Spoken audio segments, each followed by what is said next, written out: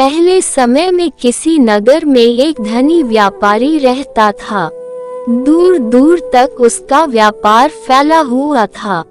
नगर के सभी लोग उस व्यापारी का सम्मान करते थे। इतना सब कुछ से संपन्न होने के बाद भी वह व्यापारी बहुत दुखी था, क्योंकि उसका कोई पुत्र नहीं था, जिस कारण अपने मृत्यु के पश्चात व्यापार के उत्तराधिकारी की चिंता उसे हमेशा सताती रहती थी। पुत्र प्राप्ति की इच्छा से व्यापारी प्रत्येक सोमवार भगवान शिव की व्रत पूजा किया करता था और शाम के समय शिव मंदिर में जाकर शिव जी के सामने घी का दीपक जलाया करता था। उसकी भक्ति देखकर मां पार्वती प्रसन्न हो गई और भगवान शिव से उस व्यापारी की मनोकामना पूर्ण करने का निवेदन किया। भगवान शिव बोले, इस संसार में सबको उसके कर्म के अनुसार फल की प्राप्ति होती है। जो प्राणी जैसा कर्म करते हैं उन्हें वैसा ही फल प्राप्त होता है। शिव जी द्वारा समझाने के बावजूद मां पार्वती नहीं मानी और उस व्यापारी की मनोकामना पूर्ति हेतु वे शिव जी से बार बार अनुरोध करती रही। अंततः माता के आग्रह को देखकर भगवान भोलेनाथ को उस व्यापारी को पुत्र प्राप्ति का वरदान देना पड़ा।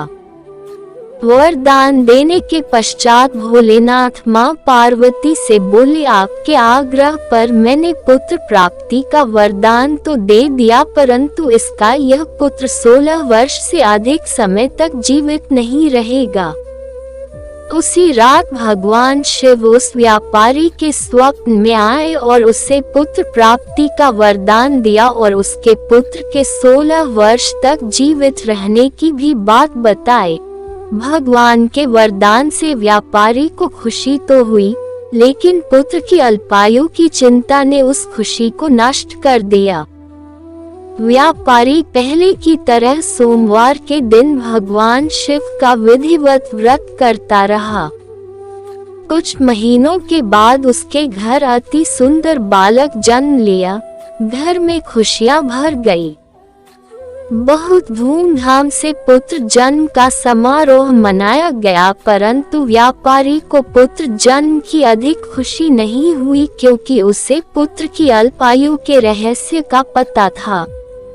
जब पुत्र 12 वर्ष का हुआ तो व्यापारी ने उसे उसके मामा के साथ पढ़ने के लिए वाराणसी भेज दिया। लड़का अपने मामा के साथ शिक्षा प्राप्ति हेतु चल दिया। रास्ते में जहाँ भी मामा भांजा विश्राम हेतु रुकते, वहीं यज्ञ करते और ब्राह्मणों को भोजन कराते। लंबी यात्रा के बाद मामा और भांजा एक नगर में पहुँचे। उस दिन नगर के राजा की कन्या का विवाह था, जिस कारण पूरे नगर को सजाया गया था। निश्चित समय पर बारात आ गई, लेकिन वर का पिता अपने बेटी के एक आंख से काने होने के कारण बहुत चिंतित था। उसे भय था कि इस बात का पता चलने पर कहीं राजा विवाह से इनकार न कर दे, इससे उसकी बदनामी भी होगी। जब वर के पिता ने व्यापारी के पुत्र को देखा तो उसके मस्तिष्क में एक विचार आया। उसने सोचा, क्यों न इस लड़के को दूल्हा बनाकर राजकुमारी से विवाह करा दूं। विवाह के बाद इसको धन देकर विदा कर दूंगा और राजकुमारी को अपने नगर ले जाऊंगा। वर के पिता ने लड़के के मामा से इस संबंध में बात की। मामा ने धन मिलने के लालच में वर के पिता की बात स्वीकार कर ली। लड़के को दूल्हे का वस्त्र पहनाकर राजकुमारी से विवाह कर दिया गया। राजा ने बहुत सारा धन देकर राजकुमारी को विदा किया। शादी के बाद लड़का जब राजकुमारी से साथ लौट रहा था तो वह सच नहीं छिपा सका और उसने राजकुमारी के ओढ़नी पर लिख दिया, राजकुमारी, तुम्हारा विवाह मेरे साथ हुआ था।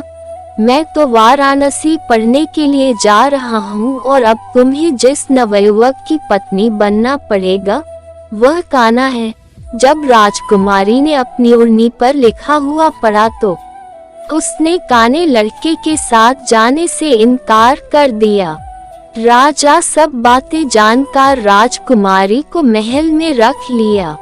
उधर लड़का अपने मामा के साथ वाराणसी पहुंच गया और गुरुकुल में पढ़ना शुरू कर दिया। जब उसकी आयु 16 वर्ष की हुई तो उसने यज्ञ किया। यज्ञ के समाप्ति पर ब्राह्मणों को भोजन कराया और खूब अन्न वस्त्र दान किए।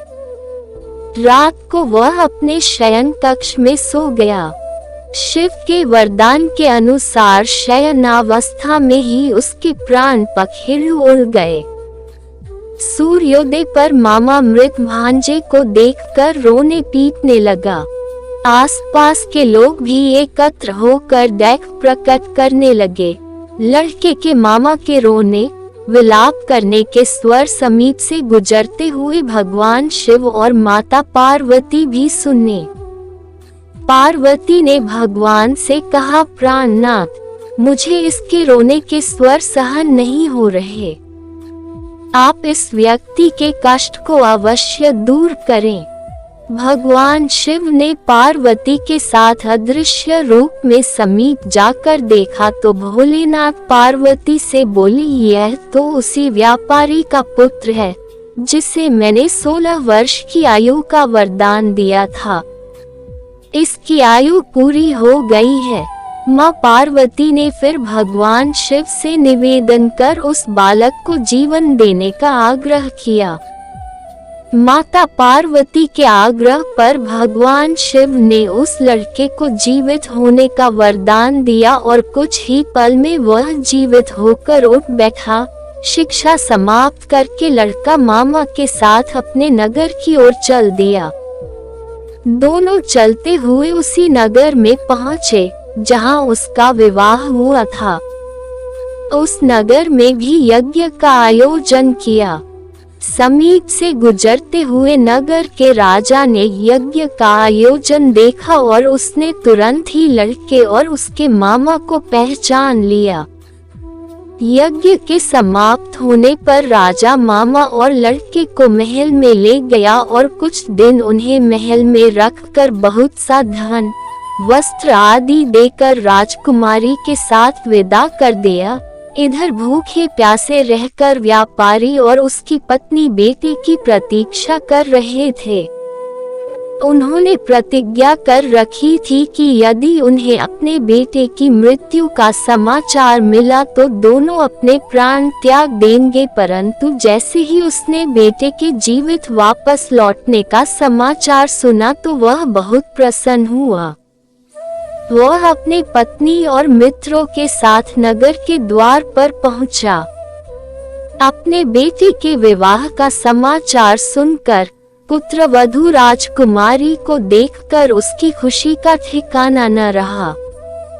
उसी रात भगवान शिव ने व्यापारी के स्वप्न में आकर कहा, हे श्रेष्ठी, मैंने तेरे सोमवार के व्रत करने और व्रत कथा सुनने से प्रसन्न होकर तेरे पुत्र को लंबी आयु प्रदान की है। पुत्र की लंबी आयु जानकर व्यापारी बहुत प्रसन्न हुआ। सोमवार का व्रत करने से व्यापारी के घर में खुशियां लौट आई। शास्त्रों में लिखा है कि जो स्त्री पुरुष सोमवार का विधिवत व्रत करते और व्रत कथा सुनते हैं उनकी सभी इच्छाएं पूरी होती हैं।